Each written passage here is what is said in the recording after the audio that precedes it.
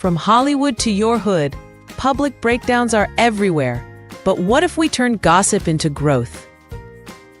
On Allegedly, we react to the wildest viral stories, celebs spiraling, influencers breaking down, and infamous moments you can't unsee. But we don't just watch, we work. We break it down, do the self-work, and find the breakthrough hiding in their mistakes. New episodes drop every Monday on YouTube at My Coach Ministry, because your healing might just begin with someone else's headline. Allegedly, where the breakdown is the beginning of your breakthrough.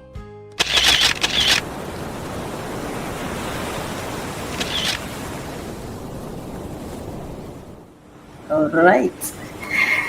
Okay. So, thank you so much. Thank you so much for staying with us so far. Let me put this to the back now. Thank you for staying with us so far.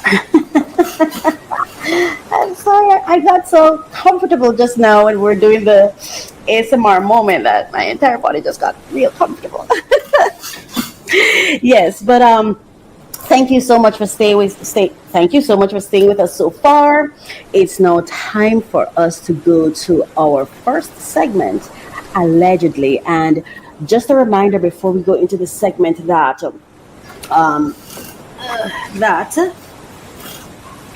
here on Refresh, here on Refresh, Relax, Renew, we do not cover stories to criticize. As a matter of fact, I've been thinking about criticism and criticizing people recently, and I'm beginning to feel that criticizing, not critiquing, criticisms, I believe, is a form of oppression.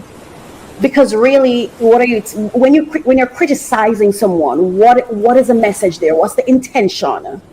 It's almost as though we're telling someone not to be themselves, right? Or if they're being themselves, then something's wrong with them, and that's oppression. So it's something that I've really been thinking about and still trying to learn a bit more about. So we're not here to criticize anyone. We are here to one, stay updated with the latest happenings around us, so we are in the know. We live here, so we need to be in the awareness of what's going on, And number two, we are here because we want to learn about other people's breakdowns so we can be inspired by them to do our self-work, and in doing our self-work, achieve and attract breakthroughs. That's why we're here. And the third thing is because I have an opinion, I have a say, I have a voice, and I'm training myself to use my voice. And so that is all the third and final reason that we're here. So as we go into these stories, please bear in mind, we're not here to criticize anyone. We're here to learn. We're here to explore. We're here to share our thoughts and opinions and what we think. And what we think. Everything is alleged because I am not in these people's lives. We're not in these people's lives. So we hardly have the facts on our own lives, right? So we don't have the facts on these people's lives. We're just going by our perception and what we understand and what we are being fed or what we come across, and then we share our thoughts on that and learn all we can or as much as we can from that. All right, so that's what we're going to be doing right now. So before going, let me go ahead and read the disclaimer, the copyright disclaimer under section 107 of the Copyright Act 1976. Allowance is made for the fair use Copyright disclaimer under section 107 of the Copyright Act 1976. Allowance is made for fair use for purposes such as criticism, comment, news reporting, teaching, scholarship, and research. Fair use is a use permitted by copyright statute that might otherwise be infringing. I would like to more think we're commenting here, news reporting somewhat, because we're talking about what is happening, and also a little bit of teaching in there, and research. Yeah, so, education, empowerment. That's why we're doing this. All right, so let's get into our story. So before we go in, there are 3 stories just to give you an overview of what I'm going to be talking about today. We're going to be reacting to K. Michelle on the Funky Friday podcast with Cam Newton, who is the host of the podcast, she raised concerns that in her view, Black men are not in the habit of creating and sustaining Black core Black families. And when I say core Black families, I mean, my understanding of what she's saying, she's talking about Black with Black, the core of Black, because in some cases, whether or not you join another family, that becomes a Black family. But I think what she's trying to say is core Black. Two Black people come together and demonstrate to other Black children that two Black people can come together and build. That's what I'm getting from it. We're also going to be looking at some clips from Black fathers. I found this on TikTok. Kirk Franklin. So Kirk Franklin and a group of Black men were in discussion, and dining and discussion is what I saw. And I have a clip to share from that. And then there's this clip from this young lady I found on TikTok that I thought I had to share it with that, where she was talking about how and when what is required for her to feel safe. And I complete that, what she expresses exactly how I feel. And then we have Whoopi Goldberg, who likens the conditions in Iraq. She likened the conditions in Iran or Iran to conditions of Black people in the United States. We also have a clip from Kanye when he said, "I'm a god." I agree, Kanye, I agree. And then we have one final one from @RealTalkKim on TikTok again, where she was speaking about how sometimes we cower in the presence of discrimination and poor behavior. And the final one is B Simone and her friend. I think it's her best friend, based on my understanding. They were having a conversation, and they were talking about friendships and service slash support, or service slash support within friendships. So those are the three things we're going to be talking about. So let's begin. Point in the Black community, do our men create real homes? I'm looking at a successful Black man that has the ability to literally turn the narrative on Black family. My whole family, they're married. I'm not the girl who didn't see what a man creating a Black family is supposed to be. So I'm asking right now, Black men, I got to my Black men to really step up for Black women and create families. Wow. Yeah. It's really not cool. Wow. Black men are attacking Black women. And it's not a cool, they're not creating homes, they're creating babies everywhere. It's not cool. And I'm asking you, other successful Black men, to be, you have to set an example as leads. The cute social media back and forth on Black women, we are consistently creating the cycle of kids who can't come home and see their daddy there, and they see their mama sad at night. At what point is the successful Black man in this world going to step in and really create structure? I see white men doing it every day.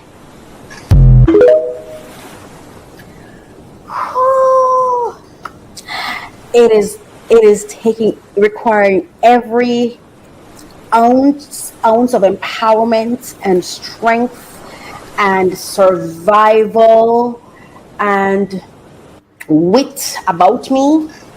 It's requiring all of that for me to sit here and not get emotional, and I'm not going to get emotional. It's a conversation that I've had with myself. I remember growing up. I was so naive when I think about growing up. I was so naive. I remember looking around and thinking, I saw a lot of what appeared to me as single parenting. When I was passing by, I've said it before, I would see women like just gathered in bundles and they're tending to the kids, sending them off to school, and then to me, this is my perception, it's not necessarily the fact, it's just how I perceived it.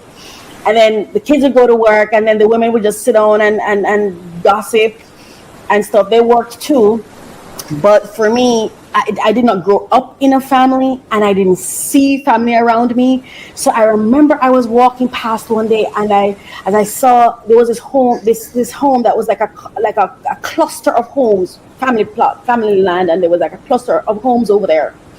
And I said to myself,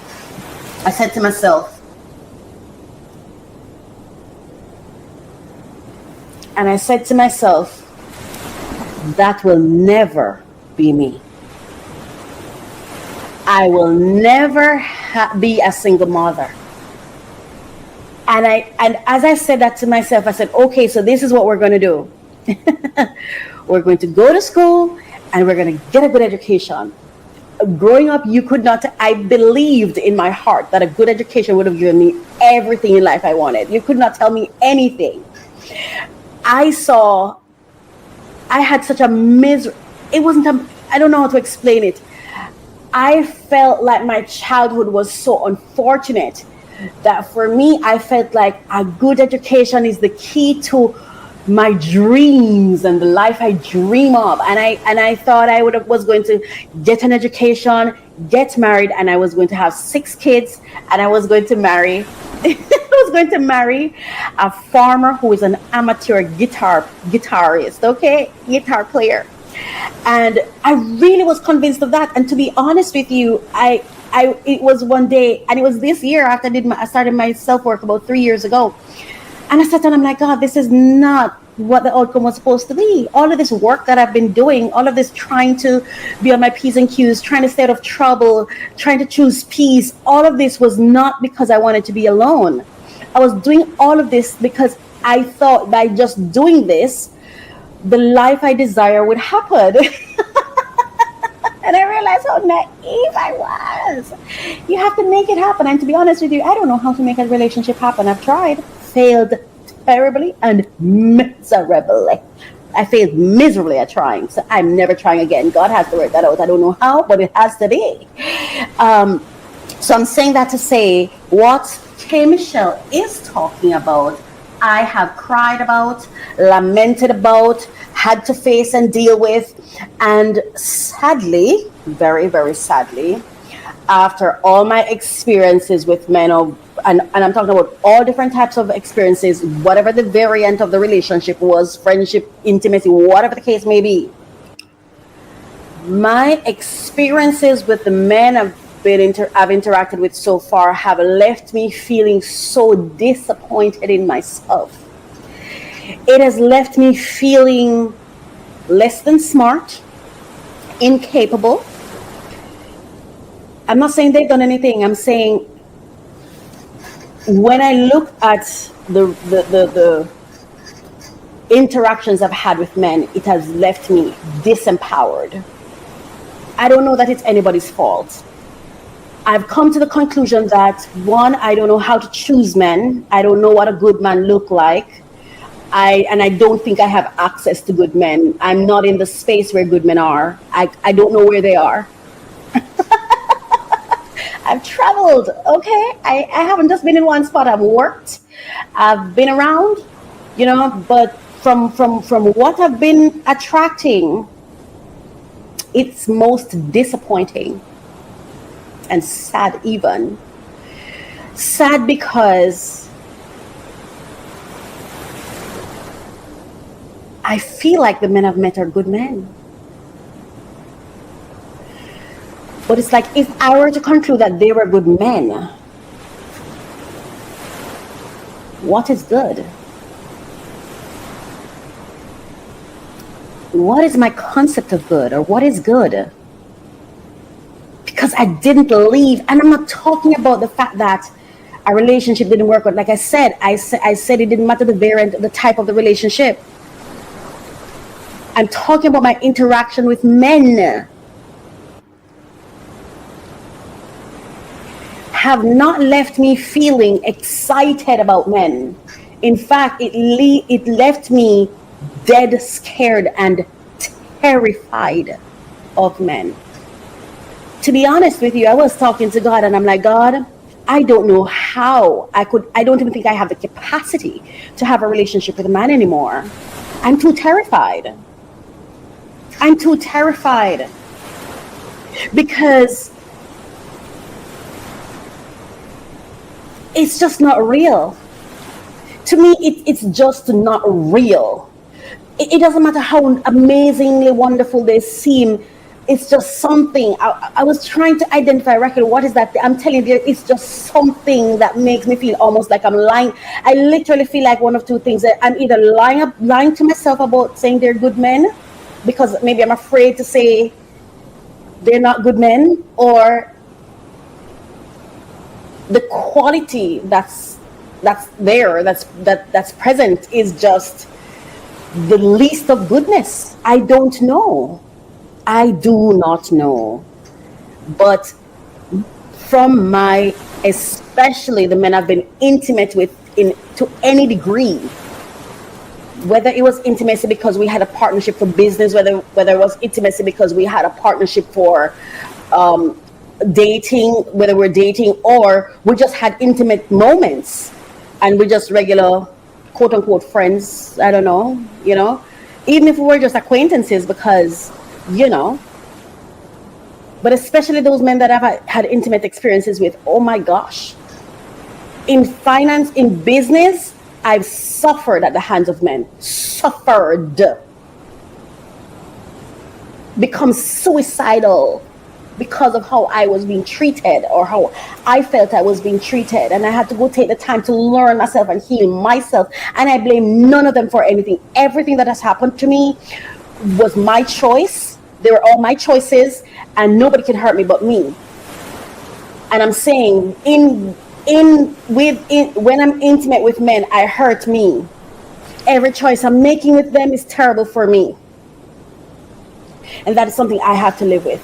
And when it comes to social intimacy, like man, woman getting together, that is even worse. That's even worse, because all my intimate experiences with men, I regret. Wasn't worth it for me, because the after effect was it just had very bad aftertaste for me. Very, very bad aftertaste. And again, it's because of my choices. I don't know how that impacts men, but I'm not blaming you men for anything. I'm saying for me, I'm at a lack when it comes to spotting, choosing, and being with the quality or caliber of manhood that I thought a simple man should be. I mean, we talked about men being positioned as the leaders of the world. So, which tells me that the basic of man, the least among them, should be at least a good leader, at least a good friend, at least a good acquaintance, companion, whatever. But for some reason, I'm not picking it up. I'm just not picking it up. And I'm saying myself, and the same thing that K. Michelle is picking up, because what we're picking up, I don't know if the men are picking that up, because when I speak with men, in fact, I feel like they're in defense mode all the time, letting us know, oh, we're this and we're doing that. And okay, you're doing fantastic. And at your fantastic edge, I'm feeling disempowered whenever I interact with you. I had an experience with a guy, and I remember I sent him a message and I said, I feel like you have conquered me. And he didn't really address that or respond to that specifically. But I remember I was struggling. Like I felt like this is how I feel. I feel like someone sat and watched me. I'm not saying this is what happened. I'm saying this is how I feel, and I'm still exploring it, because it's an experience that I had that I cannot, because in my mind this person is a good person, and so there's this conflict in my mind as to what is this other thing though that I'm sensing that there's like something inside of me that I'm unwilling to even confront, right? And I feel like somebody saw me, reached out to me, or when they had the chance to connect with me, wanted to prove to me their strength and wanted to show me that they can make me vulnerable and they can show me how vulnerable I am. And, you know, but I remember he actually said to me after an intimate moment that we had, the first intimate moment that we had, I remember he said to me, but that was on the intimate moment we had too. Was it one and only? Yeah. Yeah. Anyway, I remember he said to me, "See, you're vulnerable. I tell you, you're a woman, girl, just a woman, a girl, something like that." If I'm recalling, but did I share it on this? No, not that. Yeah, but something to that effect. He said, but whatever he said, it's almost like for me, I feel like he was saying, "See, I show you how vulnerable you are." Almost like you see someone who's behaving like they're strong, and you want to show them they're not that strong. That's how I feel.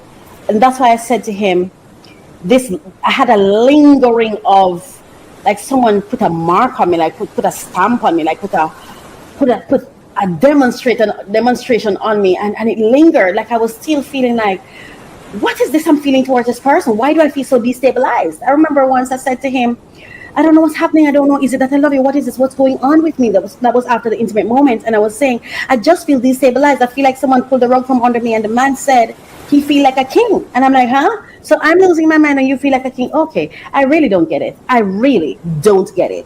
Now, I still believe this is a good person. He's a good man. I just don't understand what all of that is. It is I that lack something. And I'm okay with that. I'm quite okay with that. I'm quite at peace with that.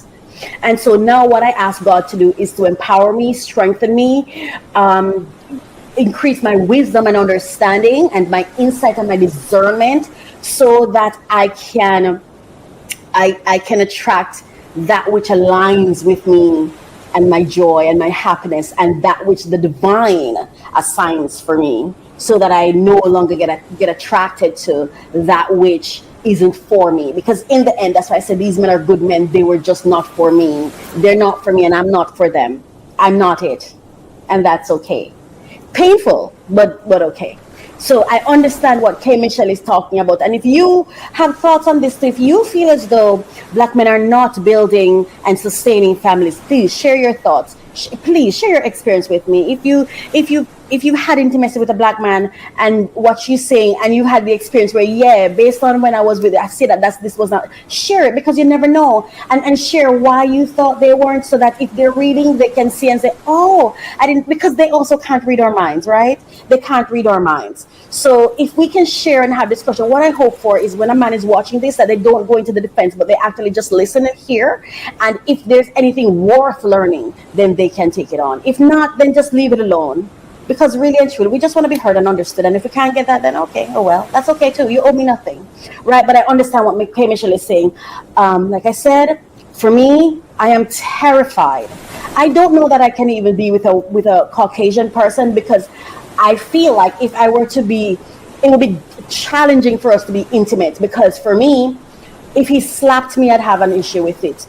If he does certain things to me, I don't think I can overpower the education on slavery that has bombarded my mind. I don't think I can overcome that to get to that place, right? But at the same time, I also know that I'm not. I don't think I'm a Black man's primary choice or preference, and I'm not mad about it. It's okay, because he has the right to choose what's going to make him happy. Because what I don't want is for him to choose me when I'm not it. Because I don't want to be a substitute, because I'm not going to get the treatment I want as a substitute. So that's why I cheer men on. Love who you love and leave the rest of us alone. And so, but I have made peace with myself that it could be that in this life, I may never get true intimacy. I may never have an orgasm. I may never know what true love and family is. And I'm not saying I'm happy with it. I've just made peace with it, because I've got to live my life. So I'm a family of one. I have relatives, I have sisters, nieces and nephews, and my wish for those persons are for them to just be happy. And if they ever feel like they want to share their lives with me, then I'm here. You know what I mean? But overall, generally speaking, I'm scared when it comes to people. I'm terrified, and it's because of the traumas that I still have unhealed traumas, from interacting with people. I am terrified. I have people who I believe love me. They act as if they do, and they do little things that I feel like, that was so loving and so kind of you. Thank you for that. But deep in my soul, do they love me? I don't know. There are just some things in my mind.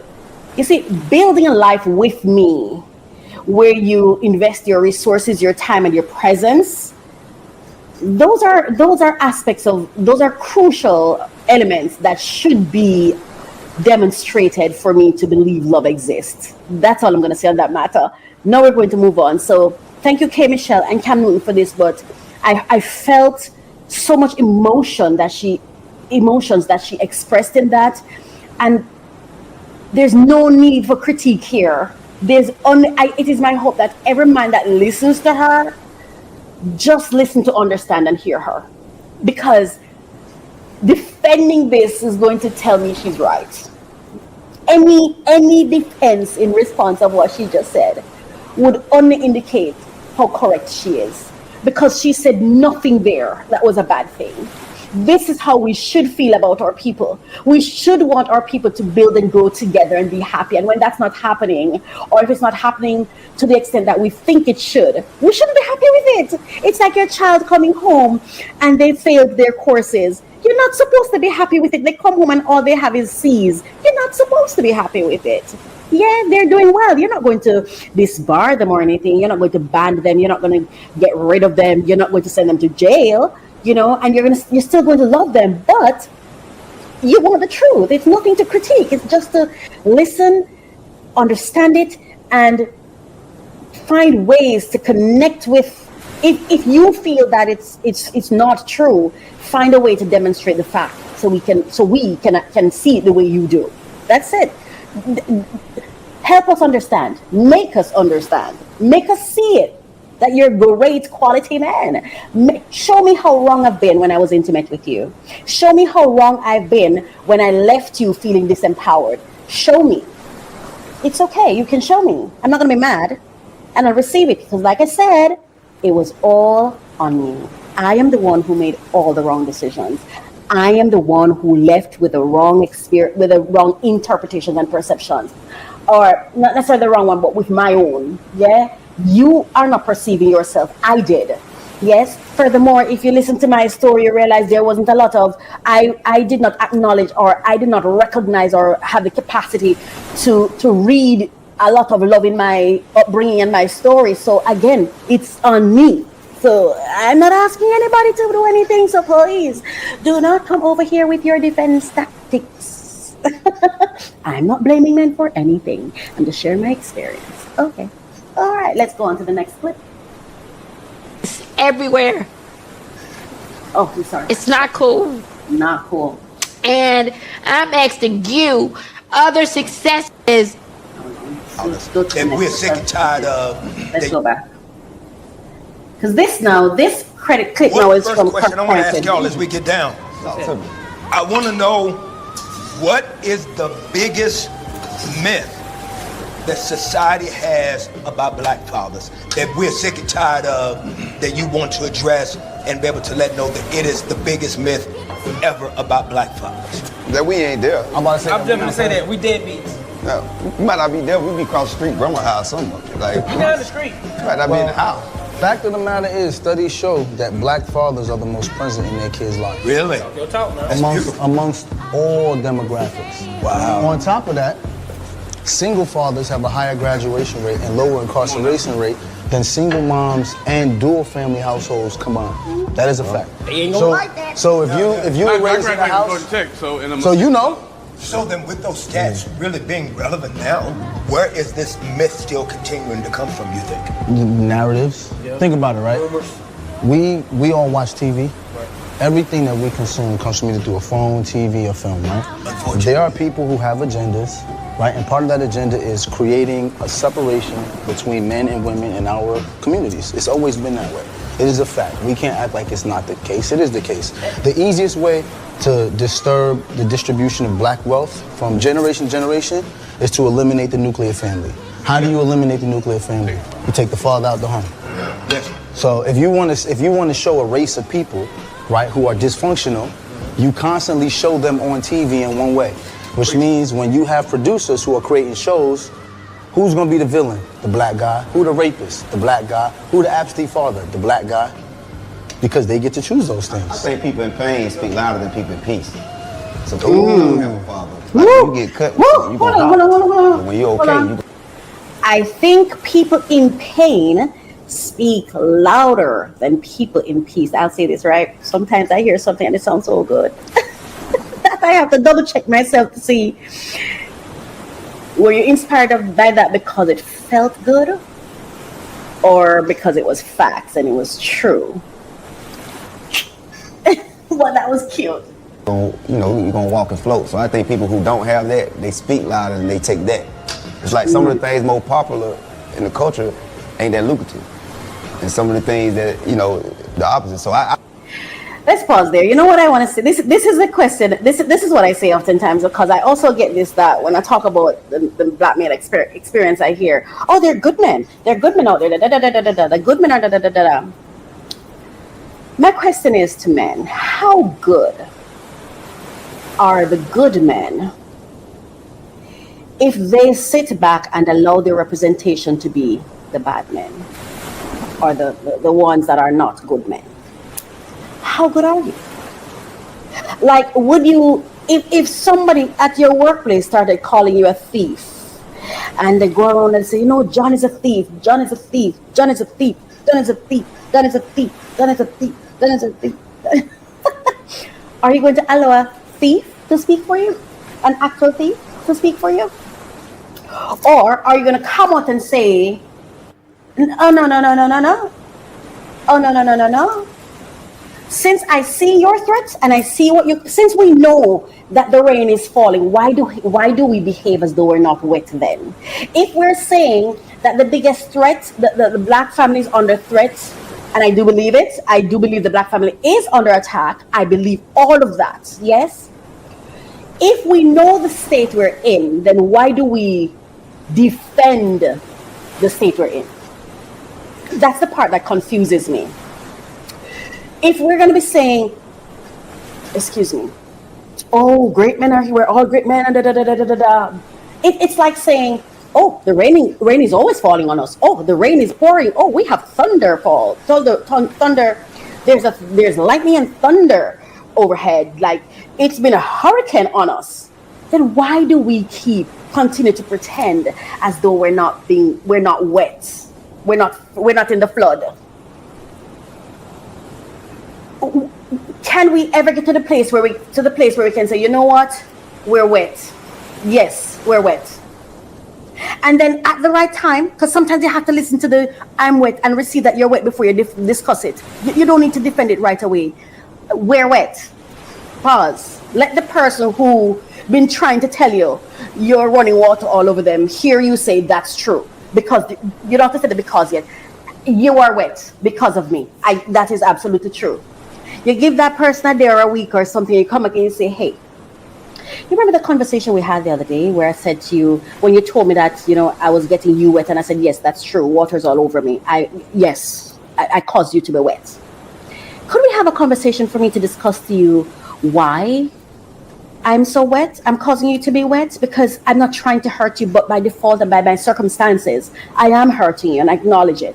Can we now have a discussion about it? I'm not here to defend myself, but I just want you to understand this is the state I'm in, and maybe we can come to some consensus as to how do we navigate this. Instead of constantly, I'm not wet. Oh, I'm working hard. I'm getting a boat. Can we acknowledge the state of it? Because if we don't, then we're going to be in constant defense mode. Unnecessarily. And if you're in defense mode, you're not in offense. And if you're at war, you can't just be stuck in defense mode the entire time and expect your partner to understand and follow. So at some point in time, when do we lay bare, hey, let's have a conversation about the state we're in? Yes, hold on, there's something I need to say. Oh, how could I have forgotten it? Cam Newton, baby. That interview you had with K. Michelle, thank you. God bless you. You sat there and you let that woman speak. Even if it hurt, I wouldn't know, because you sat and you held your mouth and you... Yo, Cam Newton, mad respect for you for that. Mad respect for you for that. You sat in the pain of it. And it is my hope that it wasn't from apathy. I hope that you really heard her. And you really care about what she was saying. You sat in it, and I want to say thank you. God bless you. Thank you so much. Now, on this father's thing, I want to say this. I do believe black dads are the best. I am biased. I love. Listen, you see, as a kid growing up, from the little that I remember, because I don't have a lot of memory of my childhood, but from the little I remember, nobody could keep me away from my dad. And I would make my father make me little promises when I'm around him, that he would never leave and abandon me, because in my mind, my mother did. And I would let him promise, like, and you won't leave me? And you won't, and I'd make him, to the point where even as an adult, when I was in school and stuff, my father would still come around and just say hello, because I forced him to make some promises to me. We're not gonna get emotional. I was supposed to die before my dad. That's what I asked God for, because I never thought I could live without that man. I needed to know he was somewhere in this world, because I just knew as long as he was alive, I'm okay. I could do anything. I could take any chances, because I knew my dad was praying for me, and I knew he had. Like, I just knew it. I don't know how to explain it. My dad always listened to me. And I always say this, he gave me all he had.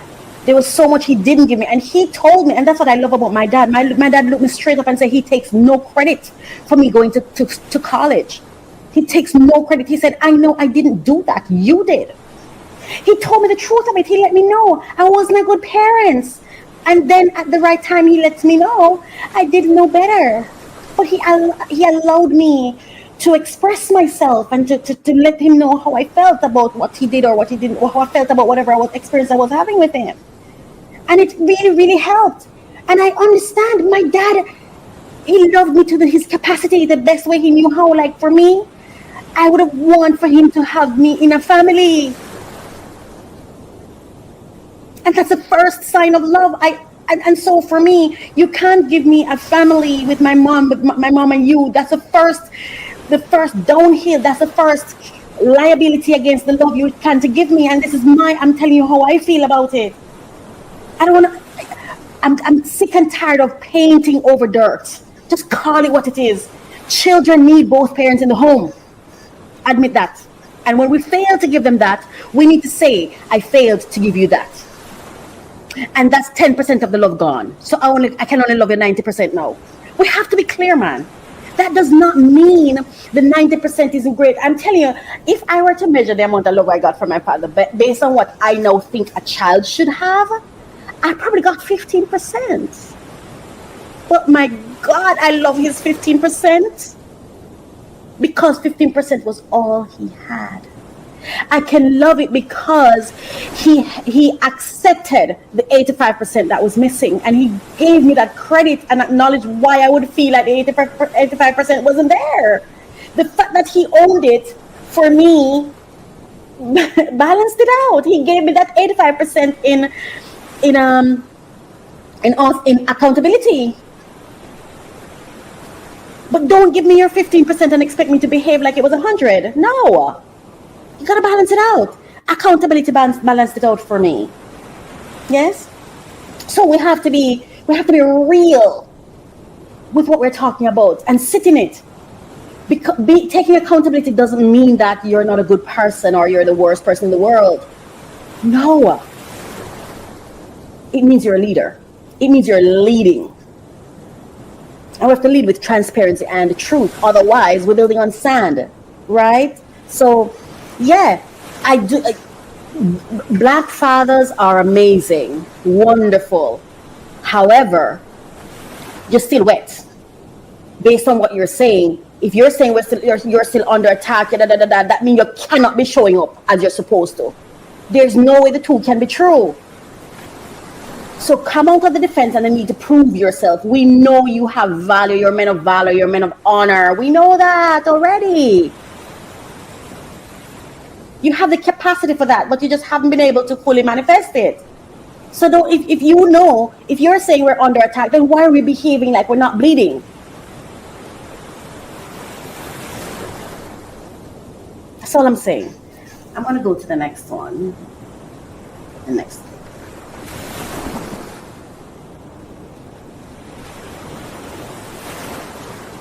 So I'm just speaking for me, and maybe someone will resonate with this, but safety isn't about always feeling good. It's about not losing who I am just to be close to someone else. I don't have to shrink to be accepted. I don't have to silence myself to keep the peace. I don't have to overperform to feel worthy. Feeling safe means I can bring the full version of me to the table and still belong. It means I can grow and still be held, be accountable and not be erased, be imperfect and still be respected. Because real safety isn't built on constant comfort. It's built on connection that can hold realness and not just perfection. That means it can hold disagreement without turning into disconnection. It can hold honesty without becoming punishment. It can hold the truth of who you are without demanding that you edit it. That's what safety really is for me. It's not walking on eggshells, but walking in truth and knowing that the relationship can hold all of that. Powerful. That's it. And she's spot on, and that's exactly how I feel. Give me truth, transparency, and accountability. That's how I'm going to feel safe. That's how I'm going to feel safe. And as I sit here and I was thinking, I realized that I think one of the things with me and men is that none have really chosen me. Or rather chosen, like I feel like the men that I actually desired, none of the men I've actually desired chose to even build a friendship with me. And I think that might be what forms the basis of my, of how I feel towards men, because I feel like I'm not what you're wanting, clearly, It doesn't matter how amazing these intimate moments get. You leave and I don't exist in your life anymore, in your world anymore. Not even as a friend, not even as a neighbor, not even as somebody every once in a while you say, hey, I hope you're having a good day. Nope. Sometimes I get a feeling like with that man, it's either fucking or foe. Part of my language. They're ready to have sex with you. And in that moment when they give you sex, it's like it's like they make you feel like you're the wife, like it's this. Some of them, and I'm not saying everybody, and I'm not saying all the experiences I've had. I'm just saying you don't feel like a wife, really. It's really just the energy of just like you're a jump off or something. Please forgive me for saying this, because I do know the men I've known that they care about me, and I wasn't a jump off. And some of them I never really had sex with. I'm just saying, I don't know how to explain that feeling, like you're here and we're behaving like we're cool, but then we're not in each other's presence and I don't exist. I don't know, it just don't make sense to me. But again, it's all on me. I choose the wrong people. It's not on them. They're wonderful people and they're exactly where they want to be with who they want to be. And I get that. But what she just said about safety, I don't need to say anything else, because I said that she puts it perfectly.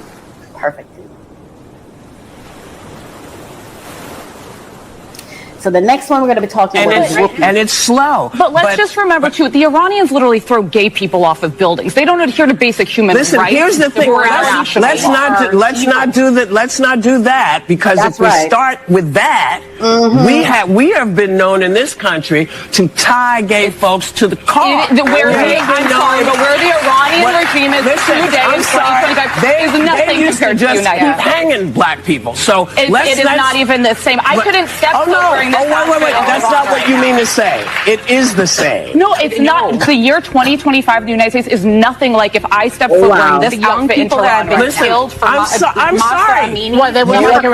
I can't have my hair showing. I can't wear a skirt. I can't have my arms out. I'm telling you, I literally said it was up to the Iranian people. Yes, it is up to them. And that's why I am saying that it is the same. Murdering someone for their difference is not good, whoever does it. Well said, Whoopi. Not good. So that's why I said you weren't saying what I heard was not what you meant. I think it's very different to live in the United States in 2025 than it is to live in Iran. Not if you're black. Not for everybody. Not if you're black. Not for everybody. Do not anyone at the table should get to Let me tell you about being in this country. This is the greatest country in the world. But yeah, I know that. And we all know that. But every day we are worried. Do we have to be worried about our kids? Are our kids going to get shot because they're running through somebody's neighborhood? They are not big deals, and I don't mean to say they're not big deals to you, because that's not women, what I meant. And they are not doing well there either. They are not doing well in Iran. They are not educated. They cannot property. They cannot leave States. I'm talking about here. Nobody wants to diminish the very real problems we have in this country. That is no one's intent. But I think it's important we remember there are places much darker than this country and people who deserve rights. Not everybody feels that way. Not everybody feels that way. Listen, I'm sorry. You know, when you think about the fact that we got the vote in 1965. Okay, they don't have free and fair elections in Iran. It's not even the same universe. They can't go out of their house. The women. You know what? There's no way I can make you understand. No, let me try something. It's like try to reverse roles with a black person in this country, let's say, because I think that's what you're talking about. Yes. Just try to understand from their point of view. From that point of view, this country does not do them well. Does not go for them. I completely acknowledge that. And we shouldn't compare atrocities. If you're talking about Iran, of course, is doing worse things. But relatively speaking, it feels bad. Okay, but I think you know that Iran is significantly. I guess we're going to come back and talk. I was in we're going to come back and talk more about this. And I know what happened.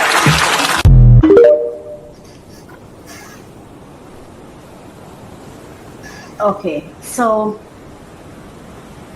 boy, I'm telling you, I'm an empath and I'm a very emotional person. I'm so proud of myself because I'm like, girl, we're not getting emotional today. No, let me put an accent to what Whoopi is saying. I don't even know what that means, just sounded good. I just want to add a touch to what she said. I'm a black person. I'm Jamaican. Thumbs up to the United States of America. To be honest with you, I don't know if any other country is as welcoming as they are, because I never tried. I just did US because I felt like proximity or maybe accessibility, or, you know, that's where I'm used to my people going, so I follow suit. So I can't even say whether or not it's the easiest, but I'll say this: I feel safer going there. Yeah, I even feel safer going there than going to another Caribbean island. Again, this is my perception. It's not facts. It's how I see the world. So I thumbs up to the United States because they've never mistreated me. I've never had a bad experience. However, I want to say this: I'm a black person and I'm black Jamaican. Just as Whoopi is trying to explain to this lady who feels what's happening in Iran could never possibly be happening in her amazing, wonderful country of America, right? Where she's thinking, oh no, it's not happening here. We're better than that. And Whoopi's there trying to say, well, not for everyone. And now I'm going to say to Whoopi, within the black community, not for everyone. Sometimes I get so disheartened when I hear my fellow black people who feel they've accomplished, for example, education. And I'm going to have Kanye talk about it, the classism.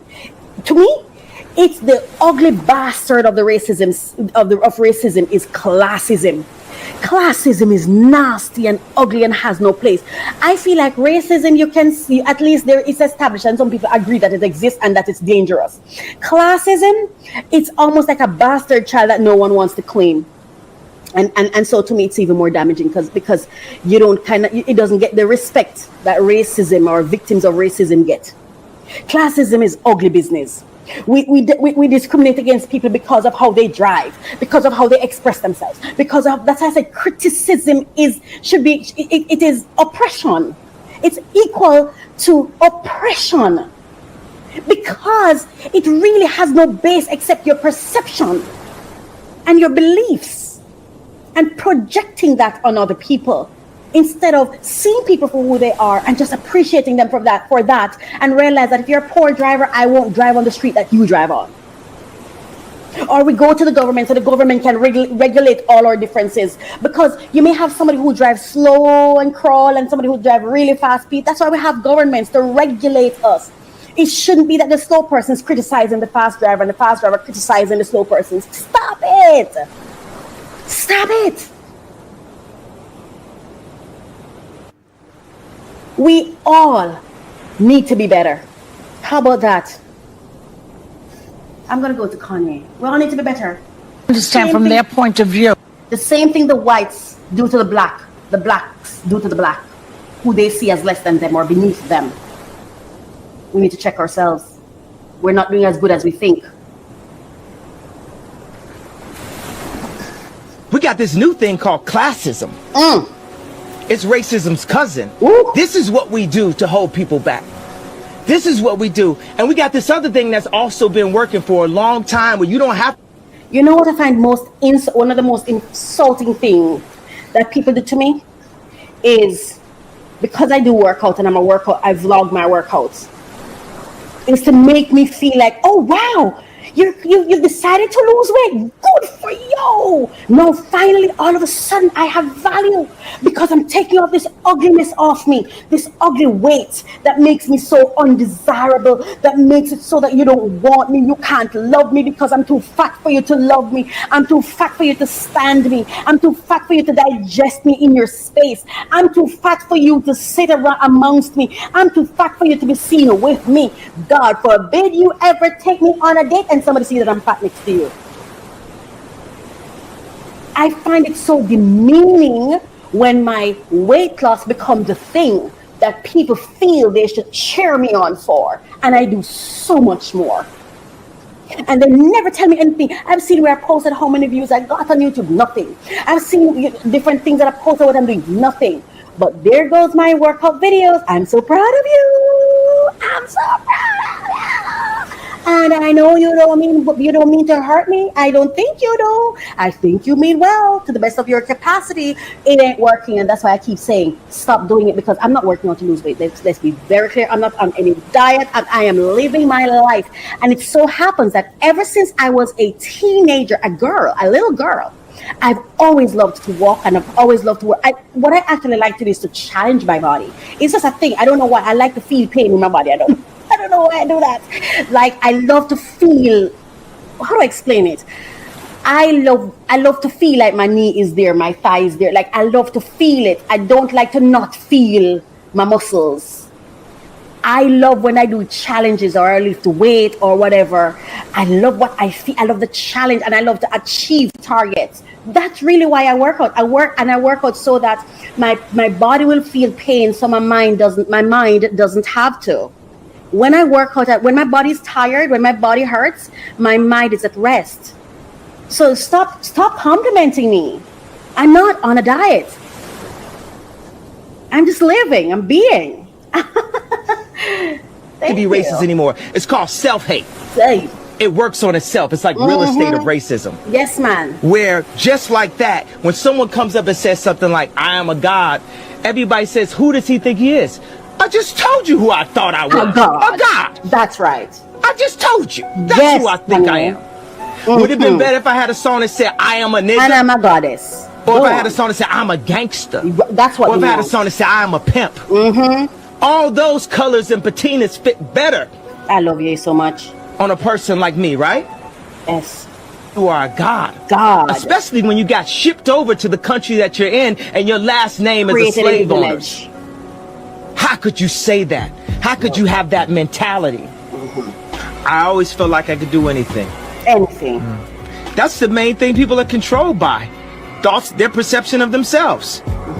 They're slowed down by their perception of themselves. If you're taught you can't do anything, you won't do anything. I was taught I could do everything. Everything. And I'm Kanye West at age 36. That's right. So just watch the next 10 years. Just watch the next 10 years. That's right. And that's what I love my dad for. My father made me see, this is it, right? I might have gotten 15% from my father, but it was a full 15%. I don't want him to lie to me and tell me I got 50% when I got 15. Tell me 15 so I can appreciate and bask in the 15. Yeah, my father made me feel like it's okay for me to be me. It's okay for me to be quirky. I used to love to read and he'd let me read to him. Like, it's just the little things. It's just the little basic things. I never knew I could live without my dad. I feel like every single day is an achievement because I just never thought I could ever live without my dad. Yeah. We got to do better. I want to do better, Lord. I want to do better. When somebody is putting somebody down and you know the truth, and you let that person sit in your presence and degrade that person, you are then obligated to tell the truth. That is not what they did. You are lying right now, but we won't do that. Why? Because the people that are driven with devils always are so intimidating that you end up cowering and it steals your confidence. I don't understand you people that'll let somebody you've been divorced from for 18 years to rock your world. They keep taking me back to court. I would walk up in there like a fashion show every day. You got to come back to court. You got more child support to pay. I'll be walking up like this. You are not going to steal my peace. You are not going to steal my joy. You are one human being. Your devils ain't going to jump on me. I will show up every time. Because you can bet one thing. When people put their mouth on you, they will pay. Lace up your boots. Put on your stilettos. Put on your Timberlands. And walk up in there with your shoulders back. Because your God is the Alpha and the Omega. And what he started, he will complete. But he can't do it as long as you still trifling. As long as you're still trifling. Oh my gosh, I love it. What's the final clip that I have? Let's just play the final clip. Being a best friend with a celebrity, everybody thinks that, oh, because you're connected to this person, then your life is just as grand as theirs, or you got it, or they helping you. Baby, didn't have a job, living with my parents, a single mom. All this happened to me this past year. Jesus. And then it's like to not have resentment in my heart towards you because I saw you do this for other people. I saw you give a check to somebody to help them through whatever they went through. And it's like, God, like nobody didn't give me a handout, but guess what? That wasn't your responsibility. Right there. God had to take me through that for my own season, for my own thing. I had to get my car repossessed. Jesus. I had to go through the food stamps line. I had to be on Medicaid. Yes. Because whatever I'm building my story too. But it's like, as a friend somebody who has it, it's hard to digest. They're probably shocked that I'm even saying this right now. Where the Iranians? I'm sorry. I just wanted to pause it right there. Listen.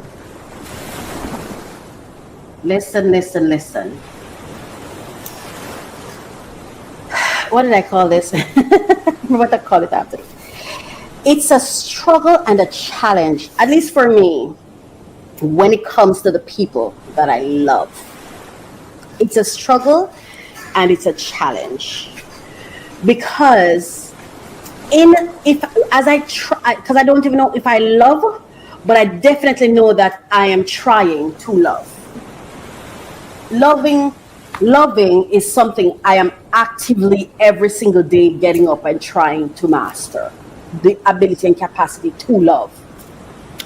And I have had to do my work because I've been this person with persons who I thought I was loving, and I'm like trying to be there. I'm listening to the things they're saying is a challenge, and I'm showing up and I'm showing up and I'm showing up. And every time I show up, it's like I'm knocked back down. You're not coming good enough. You're not doing it right enough, until I realized It's not my job. It's not my job to replace God in anybody's life. God is going to take his people through the path he wants them to go.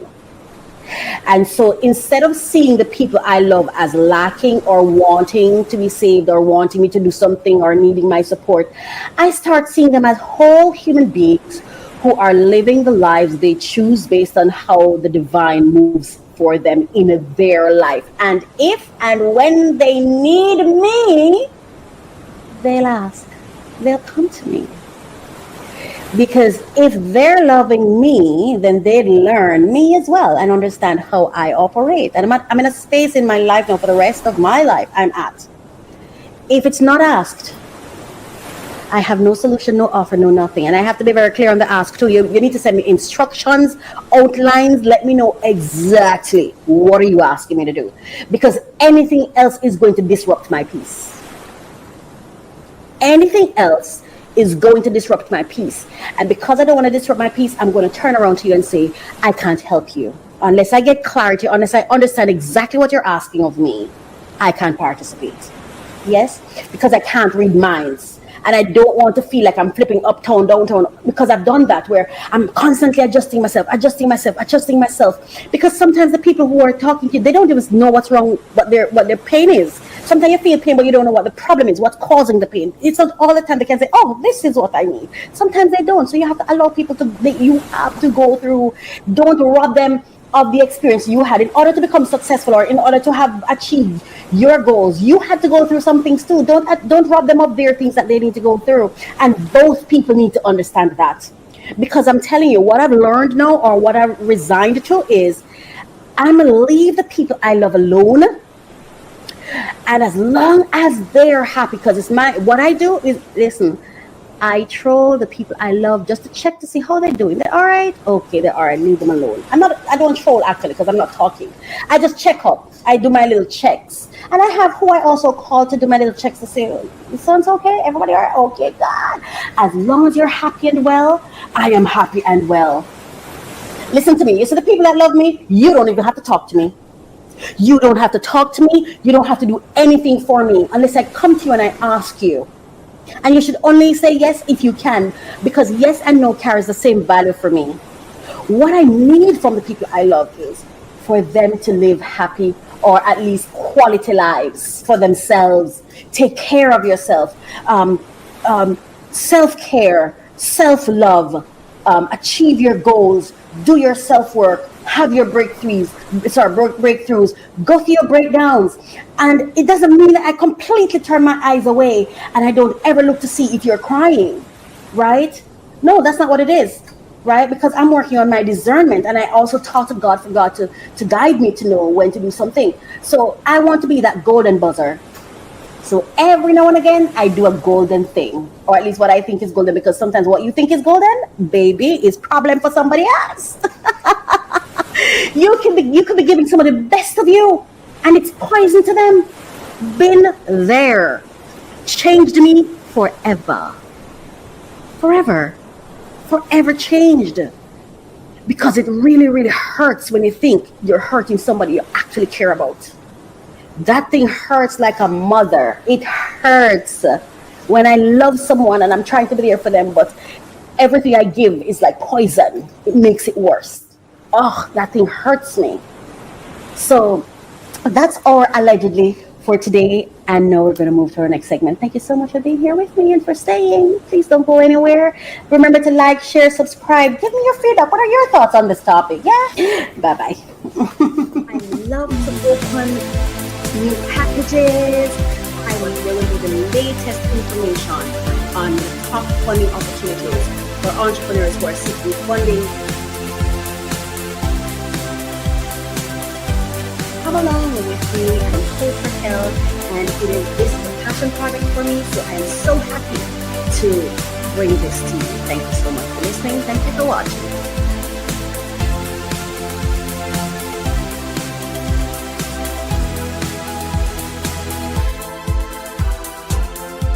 Unlock your potential every Thursday with our podcast, Refresh, Relax, Renew.